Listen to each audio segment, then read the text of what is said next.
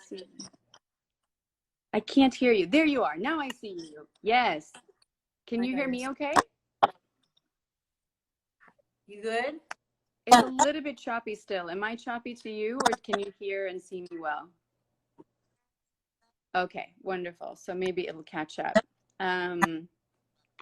Everyone, hi. First of all, Latham, thank you so much for taking the time and doing this with us. These are crazy times, and I know that many of us are busier than usual, and we just really appreciate all the women that have taken time to join us and talk about the things that we feel are most important. So thank you for your time. And for those of you, I want to introduce you. So guys, fasten your seatbelts. Latham is a celebrity doula and maternal wellness maven who is deeply committed to birth equity and elevating the conversation around reproductive justice. She is the founder of Mama Glow, which is a global women's health and education brand that is serving women along the childbearing continuum, which is so incredible. And she's the co-founder of the Continuum Conference. She is named one of Oprah Winfrey's Super Soul 100 and the author of 2 best-selling books, Own Your Glow, A Soulful Guide to Luminous Living and Crowning the Queen Within, the best title. And the other one is Mama Glow, A Hip Guide to Your Fabulous, Abundant Pregnancy. And you're a mama. Somehow you're doing it all. Yes, I am. So what, I mean, that is just such a rich and full life. And I would love to just start by asking you what inspired you to go on this journey.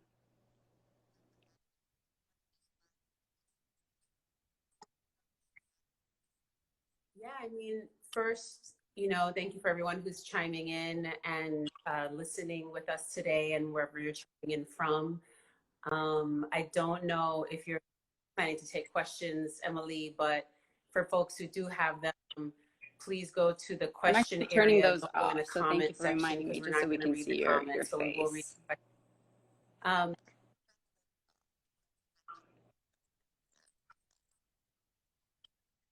Right. So in the question box, yes. I mean, I don't care if they comment, meaning like if they have questions, let's make sure that they put them. So yeah, so my journey has really been, inspired by my son's birth. I had this really beautiful birth in a center here in New York City, almost 17 years ago. He's a junior in high school now.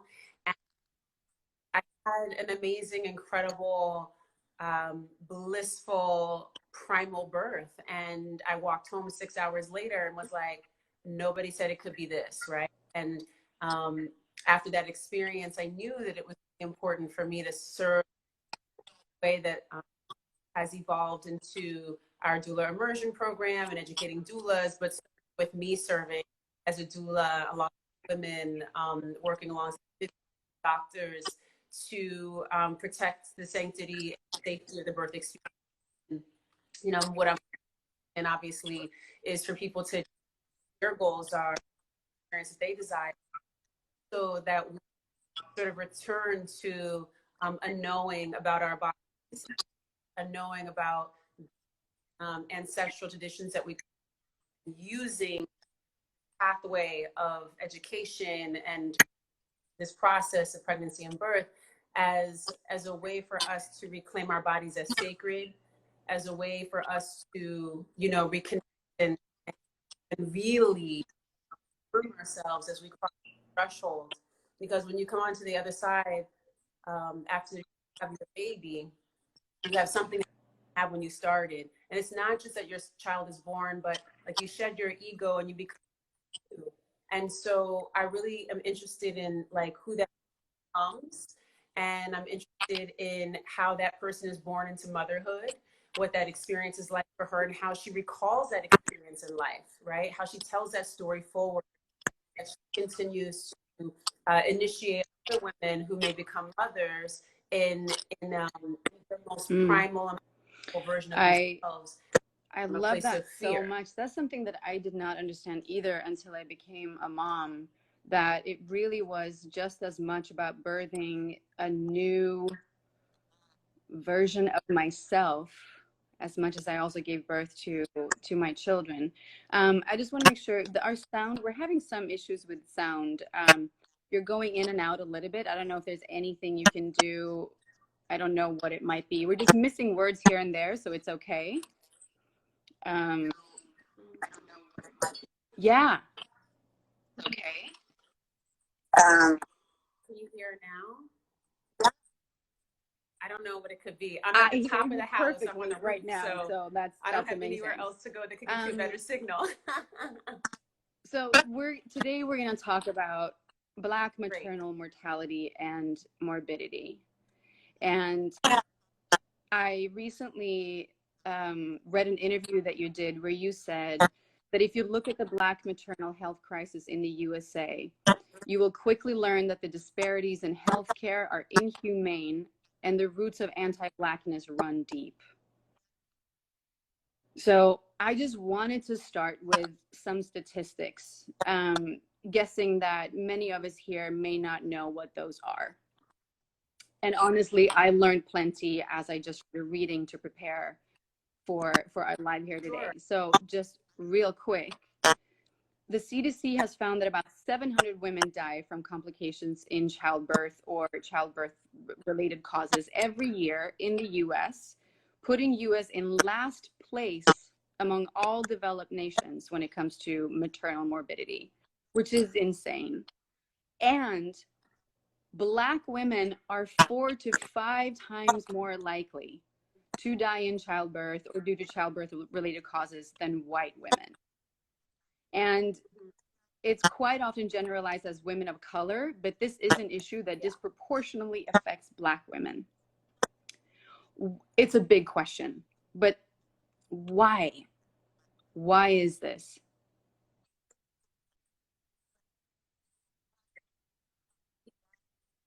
First, I would reframe it as not like as Black maternal health, because I think that, you know, when we talk about these issues and what we're aiming for, right, is equity, and equity is part of like a health outcome that we want to achieve.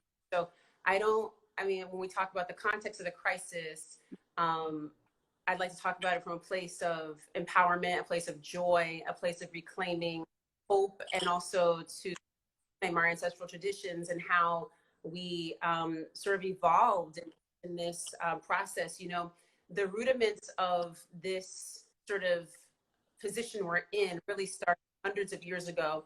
You know, when we in 2019 celebrated sort of 400 years, right, of the first enslaved Africans arriving on the shores of the United States.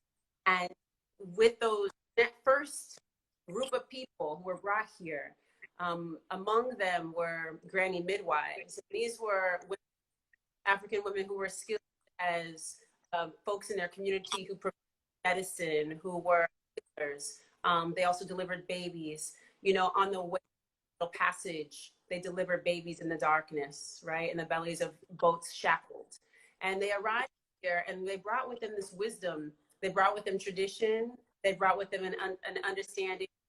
They brought with them this African ancestral technology that they would implement through the birth process, right? And so what would happen is during slavery, there would be these women would take care of only the enslaved women, but they would deliver the master's wife. They would take care of the mistress after the baby was born. They would wet nurse for them, and they would also take the men if there were no doctors around. And so they were integral in the development of our system. And obviously, there's been huge erasure there. There's also, I think, if you look at how there was a systematic and racist propaganda that was put in place to push the midwives out of the context of medicine, but out of the context of care, right? Like once insurance became a thing, they started pushing the midwives out of the picture, and obstetrics was like a nascent field, and so they relied wisdom of the midwives to things that they needed to know to create a system. And then they pushed them out, and what started to happen was you would see like the health disparities that exist today. We can trace on, and so not a new thing. We've seen a 25-year Black maternal country.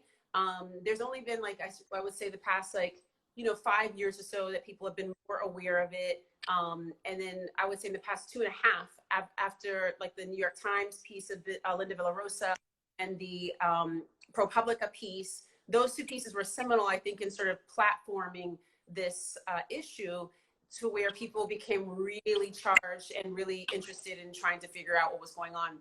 So I think it's like really important to understand that there are structural issues that make this a challenge for people to succeed in health outcomes. So people think like, oh, I heard Dr. Fauci talking about, he was talking about the issue with COVID-19, how Black people are susceptible because of, he talked about diet, and he talked about all these comorbidities like asthma and hypertension, diabetes, obesity, and that's all true. But he didn't talk about the structural issues that make it so that they have access, they live in a food desert, or that they can't shelter in place because these are people who are essential workers, right? Who are getting the load of, or I should say, exposed to viral load because they're out, dealing with people, and they can't say. He didn't mention that there's a deep mistrust of the medical system because historically our bodies were experimented upon without anesthesia, without consent.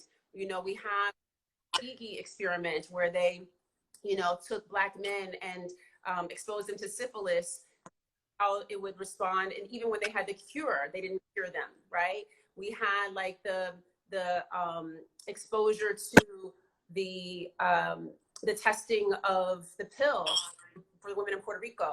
We had, Black women being tested upon by J. Marion Sims, who actually had a statue in Central Park dedicated to him, the father of modern gynecology, right? And he had women impregnate, but he also did horrendous, tests on them and experimentation on them. And the results would be to benefit the pathologies that were occurring in white women, right? And so there's a deep mistrust already. So nobody wants to go to the hospital, don't have to, because there's already like embedded in culturally for hundreds of years a mistrust of a system that's been steeped in white supremacy, steeped in patriarchy, steeped in misogyny, right? So you have that as a framework. And then you bring in people who are not treated well when they go there, right? In your economic, conflated with your race, right? So sometimes people don't think you have the right insurance or that you can pay. You're not listened to, you're not heard, you're not treated when you say you have pain. All these things, there's neglect, right? So I think that lived experience is really charged for people, and this happens to people of color in general, but it also happens to people depending on their age. If you're young, say you're 16, you go in well. If you're plus, you're not treated well. If you're a sex couple, you're not treated well. If you're not treated well. This is not about, it's not just about Black women, it's about all of us. We're at the crux of it because we're dying the most. So we have to design a future that centers around our needs. Thank you so much for that. To be able to get out. How does and I want to talk more about the solutions in a little bit, but how does infant mortality tie into maternal mortality in the Black and African American community?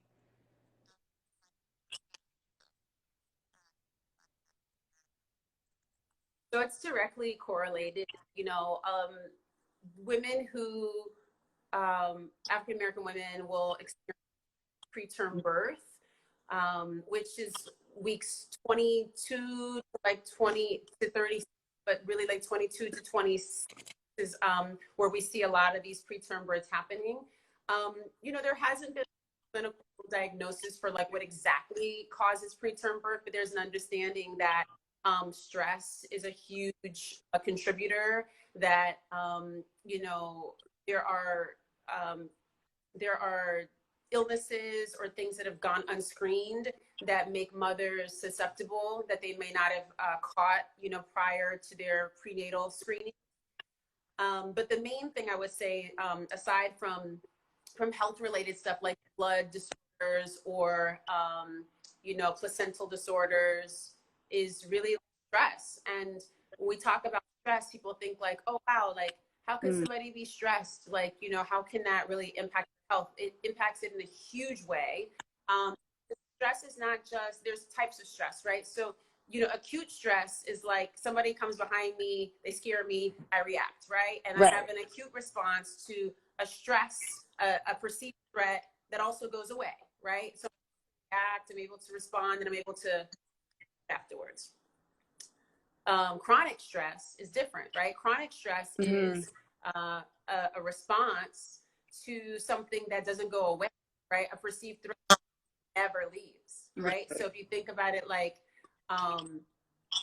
you know, economic stress, or the stress and being alone or alone, the stress of your partner or like being family separated from you during the dysfunction birth and that process, stuff. you know, the stress, racial stress, right? That can contribute, right? And everybody can have, everybody can be exposed to that. But when we talk about like communities of color that are already oppressed, that just lived experience of, in a community that's marginalized will already expose you to health risk, right? So it's really important to understand just like it's not genetic, not because of race, it's because of the system, right? That caused, not, you know, it's not the fault of the people, it's the fault of the system that's been designed to really make sure we don't succeed and that we don't survive, right?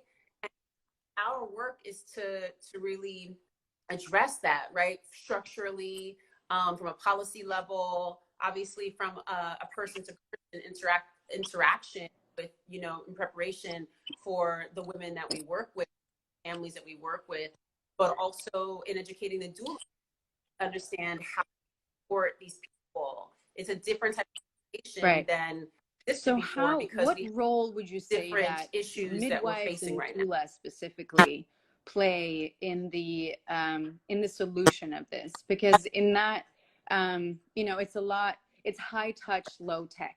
It's already more about intuition and the ancestral technology that you were talking about, and it's all the things that I personally was drawn to, which is why I had a doula and I had home births. And there's just something to that practice that, to me, again, personally, is magical. But how would you say, what would you say their specific role is in the solution?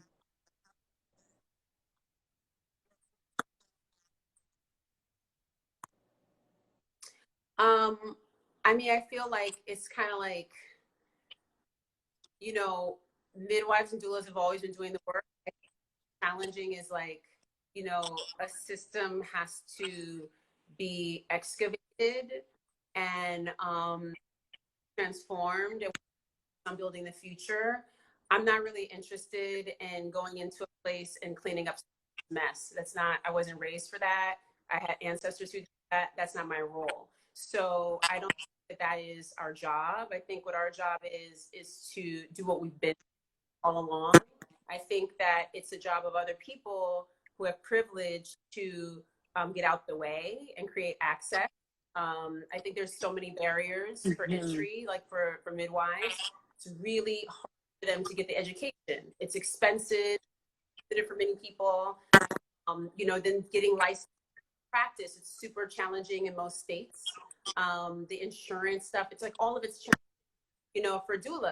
There's like, you know, I mean, to consider a doula a visitor in the hospital when they go to birth, that's like, we don't have workers' rights, right? We're not safe.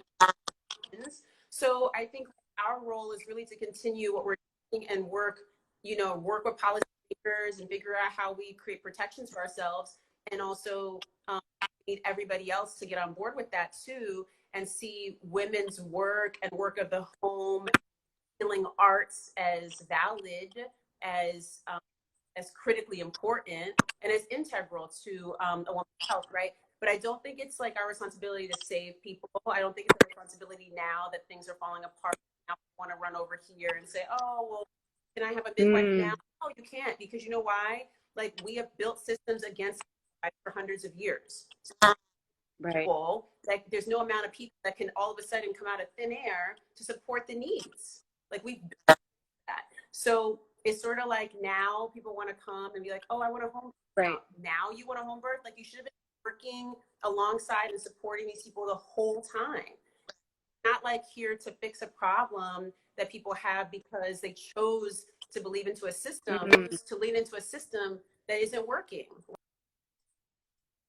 Right? It's like we have to do all of us have to re-educate ourselves around what's possible. We have to, remove a lot of what we've learned about, midwives, and what we believe about, women that are doing high touch work that's like low tech, like you said. Right. And the idea that sophistication means technology, right? Like, you can sophisticated work, and midwives do even more sophisticated work than obstetricians do, in many cases, aside from the surgical deliveries that they do, right? Like, midwives don't do that. They do everything else. So it's like, there's a choice. And I think that it's investing in the future of midwifery and what that looks like. It's creating spaces that are safe for women to give birth home, whether that's in freestanding birth centers or in birth centers and in hospital delivery spaces. But like, why are we sending them into the hospital, right? Like, that is something we should be rethinking for the. Why are we sending women to hospitals where sick people are? So like, we need to think about the whole thing differently. And I don't think that that's our responsibility. I think our responsibility is to, in the future, do what we've been doing all along. Let these people clean it up themselves, because we're really to build a future, right? We can't be all the way over here fixing a mess and also trying to lay bricks, right? I have to focus my energy. So I think that's our job, is to focus our energy, build something. So when true. this entire thing collapses, there's somewhere for people to go. Oh, so great and so true. So what is something that, how can people walk alongside you and support the work that you do? Those of us who are not doulas or midwives, but who believe in the work that you do, who want to support you in every way possible so that you guys are ready, so that there are plenty of you when the other system falls apart, so that training is available for many, so that we can just have more doulas and have more midwives. I know that's it's a big thing, and there's not one easy, simple answer to that, but how can those of us that are waking up to it and believing passionately in the practice that you do, how can we support?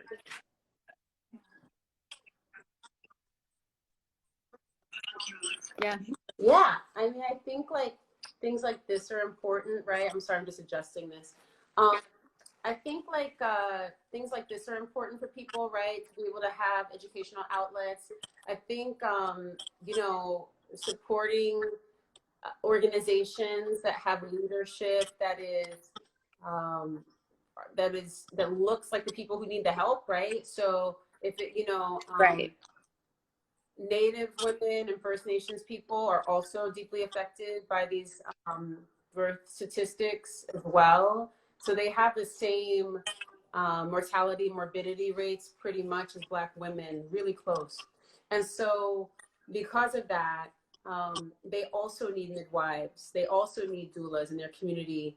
And we need to create better access for them too, right? So it's like educating more doulas and midwives of color who can provide this sort of culturally competent care that's grounded in the traditions that these people come from, right, is really important. I think also, like I would be thinking about like what funds exist, what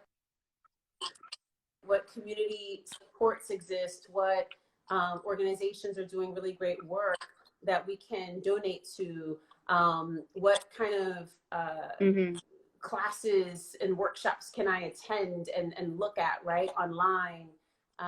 I'd be thinking about also, yeah, like looking to see what individual people need help and like helping them. So we have sometimes like where there's a scholarship and people will fund dual education.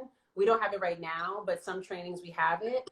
And I think that's important, you know, seeing who's doing what kind of trainings, what their training, what their student body looks like, you know, what are the types of people that they're putting out into the world, what's the education consist of, so that people can see that there's a space for them to go where they can learn these things and be able to apply the tools, right? So, you know, for us, I think it's really important to have accessibility for people, right? And then also to be able to hold them as they transition into doing the work. And so many people have been hit economically. And I think one of the things that's really challenging for so many is that everybody's putting stuff out into the world free, right?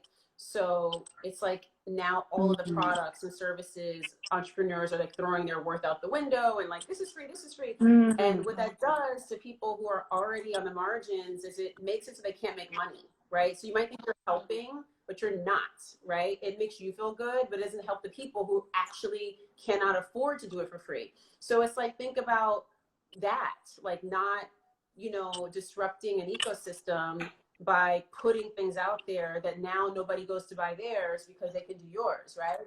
It's like thinking intentionally about like the impact of the actions you make and how that can affect others too, right? So I think it's a lot of things to be thinking about, but education is one. I think getting resourced and reading as much as you can. I think inviting people into spaces like how this is, where you can talk and learn. I think reading, you know, staying on top of the studies, staying on top of clinical studies, but also staying on top of like reports that come out, and really good reporting is coming out constantly. And, you know, I would, you know, it's like, look at your circle too, like observe, like, what does my circle look like? When I look around, who are the people in my circle? Do I even have people from these communities in my circle?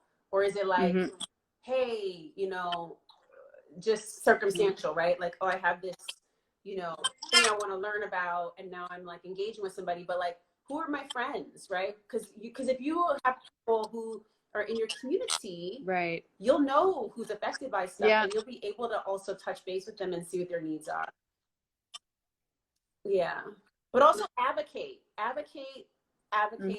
for your own, for other people, right? Like when you're in spaces where you can speak up, just speak up, because you know, people don't realize how powerful their voice can be in an instance where somebody else's might not, right? So I would just encourage that, like advocating and saying like, when you see something wrong, when you see something that doesn't work for you, because that's what happened with the, you know, when they put this ban on partner support, people shot up and like went crazy, petitions, all this, but like we don't see that when normally, right? Like if I see women get separated from their families all the time, I hear from couples who will say like, I was escorted out the room with my wife, or things like this. And it's like, we need to do this also when it's not our issue, right? So it's got to be like consistency. And when it's not, if it's not my problem, it has to become also my concern. So if it's your problem, it has to become my concern, and vice versa, right? So I think that that's how we change things, because right now it's very much like, well, if it affects me, I care about it. If it doesn't, I'm not doing anything. Does that make sense? I was actually thinking about this a lot last night as I noticed how much I was digging into the topic and reading all of a sudden, because I was going to do this live with you, and it made me look at how little I knew. Even though I'm a person, I consider myself a very caring person, and when it comes to birth and children, I'm very passionate, but still I did not know enough about this. And I looked at my own birth stories and just how, you know, I'm a white privileged woman. I got to have all the support that I needed. I could pay for the support that I wanted. I had the education. I knew what my options were. I could speak up for myself. I got to have, I mean, no birth plan stays exactly the way that you plan it. But I got to have two beautiful births, and I was taken care of the entire time, still am taken care of. Um, and I have the luxury of ignorance. I could stay ignorant because this is not my problem.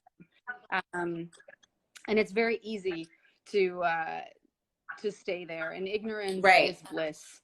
So I think it's, like you said, it's just so important that we, especially us white women and mothers, that we check our privilege and how we are part of the problem by being so good at talking about it and then not really taking action. So I'm so happy that you bring that up, because I think that maybe when we get to that place of feeling like it is our problem, knowing that it is our problem, and that these mamas are our friends, all babies are our babies. Doesn't matter where they physically came from, all babies are our babies. So we need to care enough to sit down and educate ourselves. And I'm sure that from that place of being just a little bit more in the know and asking the questions and hearing from people in the field like you, then we can begin to advocate in the way that you guys need us to. Yeah. Yeah, I think every voice helps. Great. It seems like so many people are loving because they're like putting their hearts. Let me see. I'm gonna click on. Do you have questions that came up at all from people? So one thing here, you were talking about the chronic stress, right? The stress that doesn't just go away. So there were a few questions here. What can mamas do that are experiencing this chronic stress, and the system is not going to be fixed like this? What can the mama, especially a pregnant mama, do herself to take care of herself mentally and physically?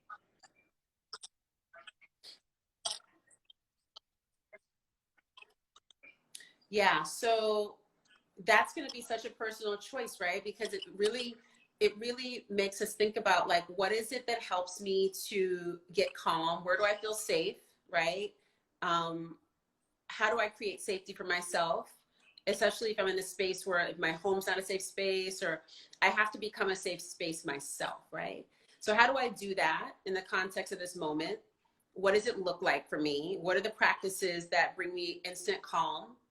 Who are the people that make me feel safe, right? So I think it's like you have to really do like a spiritual inventory for yourself to understand like what's important. Because I can't say, oh, you should meditate or you should this, because not everybody responds, right, to these tools, and they don't respond the same.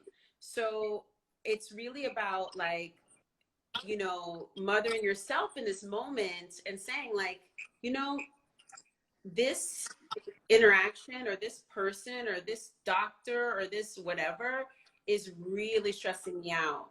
And what are the tools that I have? What can I do? Can I speak up in this moment? Can I sever this relationship? Can I save this relationship? Right? Like, you got to figure out like where you are in it and what sort of agency you have in this space, right? And that's going to be important. But also the biggest thing that you can do is find a circle of supporters before your baby comes.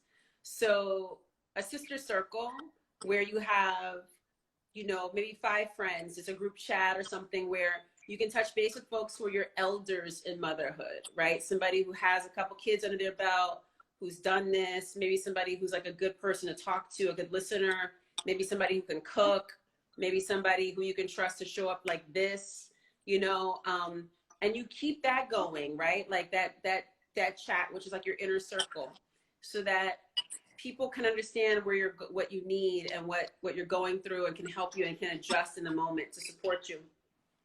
And I would also say, like, community is so important right now, because the physical distancing makes it so that we can't hug and touch in the ways we want. You know, one of the things I'm having a lot of my moms do is use weighted blankets to feel like they're being hugged. And it's really great because it actually activates the parasympathetic nervous system, and it really reverses the stress response. It helps to create oxytocin, you know, which makes you feel like you're loved, right? It's a hormone of love or endearment. Um, you know, um, I would say touch, right? So when you get out of the shower, massage and touch your body, use oils and creams, and like love on yourself first, right? Through these things, because sometimes it feels like we can't do anything, but like a lot of the stuff that we can do to just maintain well-being on a day-to-day basis can also help reduce chronic stress, right? So it doesn't have to be like, okay, I'm going to try to, you know, figure out my rent situation overnight. That might not happen, right? But I can say that today I'm going to choose to take this really nice walk by myself, and I'm going to turn on my music, and I'm just going to be present, right? I can choose that today, right? I can choose that for like 25 minutes, and that 25 minutes can completely do a once over on my nervous system. So it is about thinking about tiny things you can do that are like tangible and that are accessible, and not trying to like do an overhaul while you're pregnant, just like the small things. So that inventory of that what's is so really, great. And you I know, mean, honestly, that is feasible so and great what's for going anyone on right for now you, I who's think is also important dealing to with start with. everything around the pandemic. It's just a crazy time. And I know also something that mamas, I did it myself, that when I felt stressed, Totally. then I got stressed because I was stressed because I didn't want to affect the baby. It was like, it just piles up, and then you're just, lost in it. So Stressing I over the love that stress. idea of small, tangible things that you know will just help you to Yeah. breathe a little bit easier, even if it's just for 5 minutes. Um, Yeah. it really does help. I That's exactly right. I wanted to let's see, there was something, I had something in my mind, but I lost it for a second. But oh yeah, because we were talking about how I read a great post that you posted a while back. You said we need to be thinking about the toll and weathering that takes place on Black bodies and how it can render us vulnerable before we even get pregnant.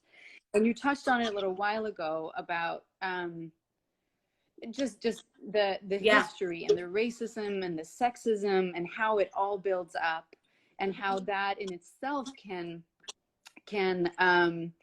get in the way for health for Black and African American women. So what can be done? Let's say let's say a woman wants to get pregnant and she feels that this is sitting really heavy on her. How can you take care of yourself before you even begin the journey of conceiving, pregnancy, birth? Um, are there any tools that you would want to share for that specifically? Yeah. Yeah. I mean, can you hear me? Yeah, I think preconception is a really powerful period to be able to invite in the spirit of your child, and to kind of intentionally approach the Right. process. It's not something that we all get to do. You know, many of us just find out we're pregnant. We're like, oh shit, here's a baby coming.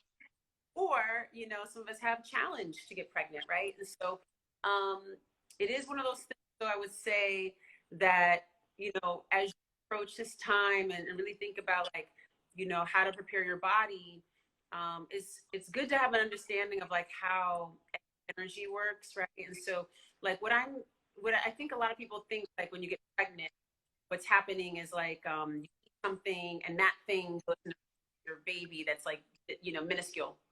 But what actually happens is that your baby is made of what's already in your tissues, right? And so it's like the building blocks that are already here is what your body uses to facilitate this this growth process, right?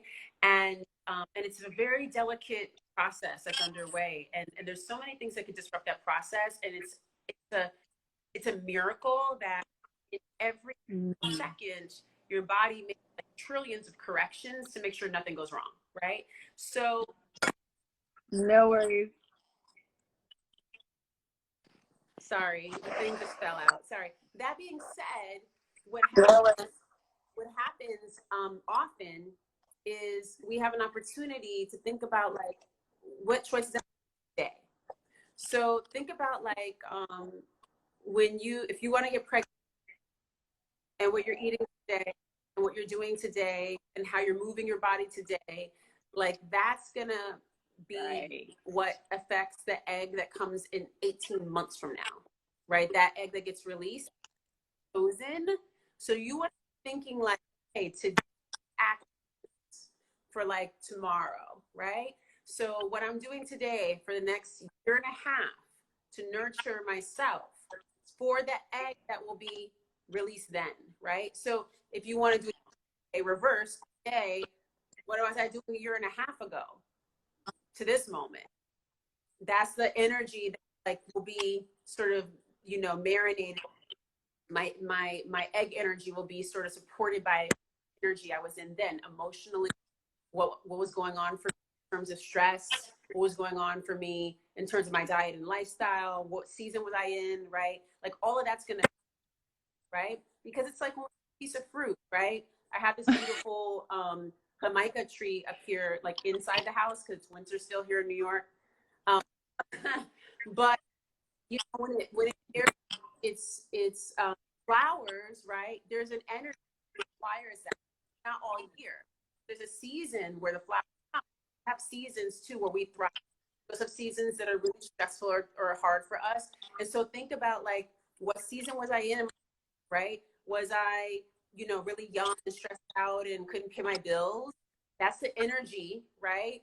Was I supported in a really great relationship? That's a different energy. So it's, when we're talking about people who with stress, what does that look like of the building blocks that I have to make my baby?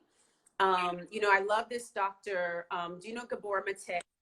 He's an incredible psychologist, really, that that talks about addiction. And one of the things he talks about is how when he was a child and he grew up in Buddha, and he was born there, and he said his mother, when he was very young, she called a doctor because her baby was crying and was inconsolable. And the doctor said, well, I'm happy to come see you, but you should know all of my children's babies are crying. And this isn't a time of complete genocide, right? This isn't a time where people are getting snatched from their homes, where their wealth was taken away, where their humanity was stripped, where they were put in camps and they were murdered. And so what do babies know about genocide?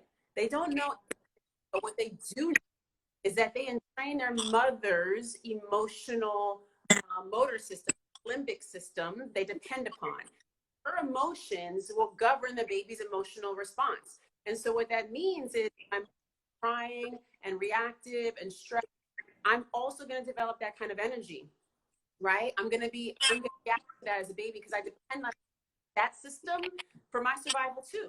So think about what that means then for a generation of people who are completely afraid about their survival, right? What does that do to an entire community of people who went through genocide, right? And so you think about, so that's an example from that community. And then what do we see in terms of post-traumatic stress, right, you know, in that community? What do we see in terms of, you know, ADHD, all communities where people have exposed to toxic stress, right? So it means that we have to consider like our surroundings make a big difference in how we're like how we show up to the office of reproduction, right? How we show up to this space of self-healing, how we show up to the process, and what we show up with, right? Like, do I have bricks? Do I have sand? You know, have soil? Like, what do I have to build with? And how what kind of tools do I have to build with, right? So that is what also leads to, you know, a healthy baby being born if we have really good building blocks. If we have really good building blocks, but we also have like a frenetic system where a mother is constantly under stress and not supported, not able to eat the way she should, not able to get the rest she should, all of these things. And for some people, they could survive this and nothing happened. But for many, this could lead to premature birth, or it could lead to the baby not, or being birth weight. So there's a lot of things to think about. But what I would say is we need to be considering the energy that we're showing up with and what that means and how we can sort of look not just our genes and epigenetics, but also like how we show up right now. What are my circumstances right now? Is this a good time for me to be even thinking about conception? I know I want to have a baby, but is it time? Is right now okay?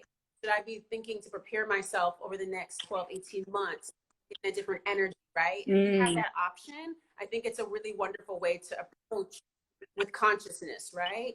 And it's a great way for us to also prepare our bodies and fortify them and heal them through healthy foods and affirmation and movement and love and I love and that. intimacy. And how that amazing if you can do that so that your build, toolbox is just that much stronger when you do get pregnant. And if we can have a happy and balanced pregnancy, then birth might be also as joyful. And I'm just thinking how, because I know how much just the birth experience alone can have a lot to do with how you feel after, right? Your postpartum well-being and how it all kind of affects each other. Just the mentality that you go into it knowing that, yes, I'm ready, this is what I want, or it's a surprise like it was for us, but then how everything is just that building block, right? And then here you are with your baby, and now it's the postpartum, the 4th trimester, and we know that can also be a challenge because we're feeling so much, and it's hormones, and it's just the biggest life change you've probably ever experienced, or one of the top ones. And I'm thinking, I mean, I assume that it's the same thing there, that Black women are less likely to receive care for depressive symptoms and postpartum issues. And what is something that a person could do in that situation? I'm sorry, I'm having a hard time forming my words today, but I'm just thinking, because it's hard for anyone. It was tricky for me to even know how to talk about it, or who to reach out to, or how to just hold the situation. So I can only imagine if you don't even have the support that you need, even if you reach, then what do you do?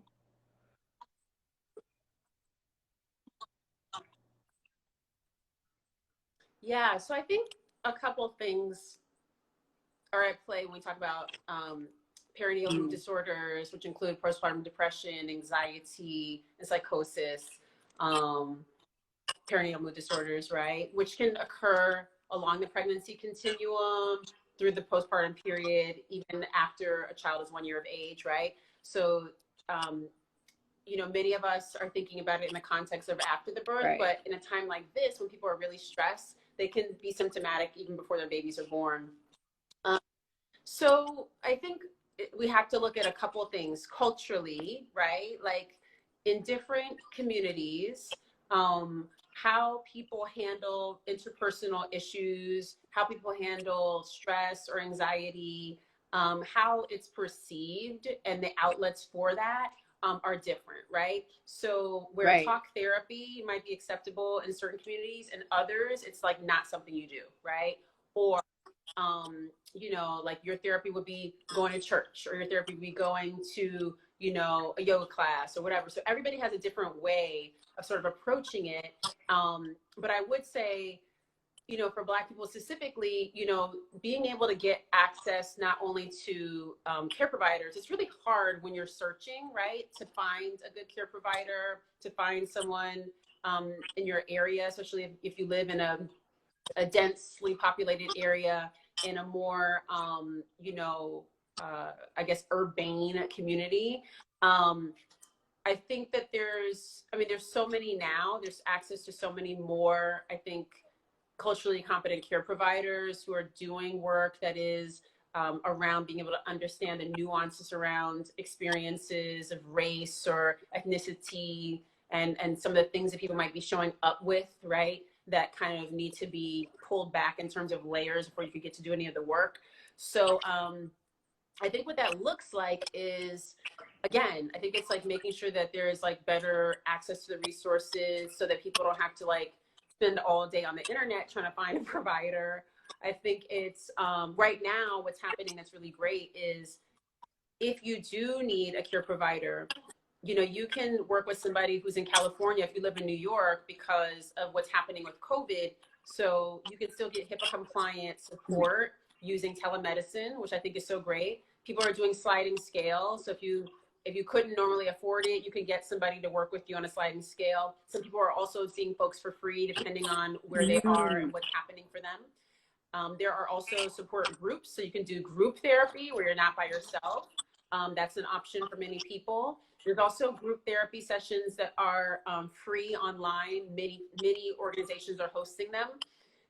So I think that's an option for people as well who want to kind of dip their toe in, but not necessarily work one-on-one, especially if you feel like trepidation around sharing what's going on for you personally, which can also be very personal for people, right? Like, I do not want to talk to this person. I do not want to talk alone, whatever. Cool. But being able to have access to a group where you go in and you feel supported, you feel seen, I think that's critically helpful, right? So I think that's important. But then also just to understand that also we have a diagnostic that's not inclusive, right? We use the Edinburgh postnatal depression scale, which is one of the tools for used for diagnostic to just see whether or not a person's responsive in terms of depressive symptoms. And it doesn't account for how other people experience this and how they might internalize it. And so a lot of people get underscreened, you know, or they don't, you know, like they say, oh, well, you know, they pass the scale. You can mask symptoms very easily. You can seem a certain way. And so you might be scored improperly. And so you might really need the support, but you're not being seen as needing it too. So that's something that we have to fix as well. And, but what I would say is understanding that, you know, it is normal. It is common. I shouldn't say it's normal. I'll say it's common. It is common to feel depressive symptoms after having a baby and then around that period. But I would say it's not normal. And I would say it's not normal because in other parts of the world where women are supported when they have children, they are not depressed. And so I'm not saying this is a value of judgment. I'm saying this as a value of, you know, us failing women in this culture. Because if we were not sending 1 in 4 women back to work 10 days after having a baby in this country, they would be able to heal, right? If you have 1 in 4 women going to birth, just think about anybody on here who has a period. And if your period lasts from 5 to 7 days, those first 3 days, you don't even want to go nowhere, right? So imagine having had a baby. You're still 6 weeks at least. You still, you know, you're passing lucia and blood and all kinds of stuff still coming. You're healing. And you mean to tell me you want people to come back to work while they're still healing? So there are consequences for that. And so that also can lead to depressive symptomology. You know, the lack of paid parental leave, you know, a federal paid parental leave policy in this country, you know, that can lead to depression if you don't have resources. And I would also say that I don't want to conflate any of these issues with economics, because it doesn't mean that just because someone comes from a background that like, oh, it must be that they're poor, that they're experiencing this, because people who are on either side of the spectrum, whether they're wealthy and whether they are under-resourced, are also having the same issues. We know Serena Williams almost died in childbirth. Beyonce had an emergency C-section for preeclampsia that was under-screened. So we know that people are not getting the support even when they have the resources. So I want to make sure that people understand that this isn't an issue of, you know, under-resourced people versus people who have money, but it is an issue of people who, you know, have access and people who don't, across the board, not being screened properly or not having the right supports in place for them to succeed. And so that's what needs to change too, is really making sure that everybody, no matter what your financial bracket, no matter how you identify, no matter what your age, no matter what your insurance, no matter what you look like, that you get really good care. And we do not have the support that we need. So thank you for bringing all of that up. And again, all I can say to those of you who have been with us here today, thank you for being here. And let's get educated. Let's keep the conversations going. Let's talk to each other. Let's ask the questions. There are no stupid or bad questions. We have to dare to show up uneducated and maybe a little awkward, but that's Yeah. okay, because as long as we show up, then that's how we can learn, and then we can advocate the way that we need to. And even the smallest thing, right? Speaking up for one person could change so much. So it's not that we have to change everything overnight. We can take really, really small steps and still be a part of creating much, much better support for women and for mamas. You know, it's so interesting. We're gonna get a puppy, and you know, huh? Oh my God, that's amazing. We're gonna get a rabbit. We're gonna get a rabbit. Oh, yeah, I know, but now it's puppy. happening, and I can't be stop picking it. up dog But I was shit. just thinking, like, we cannot pick up this puppy until it's been with his mama for 8 weeks. That's a puppy and a dog mama, and like, I'm all for it. Of course, that's Right. how it should happen. But then you look at how I quickly we know. demand that human mothers are supposed to leave their babies and go back to work, and it's just like, what? So real quick before they shut us down, where can people find you? Website, Instagram? I know.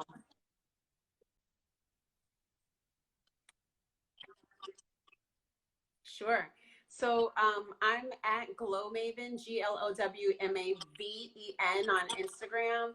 Mama Glow on Instagram, MAMAGLOW.com, and then mamaglow.com online, MAMAGLOW. We have our doula immersion, well, actually, our doula homeschool, which is the online version of our immersion program. It's launching this May.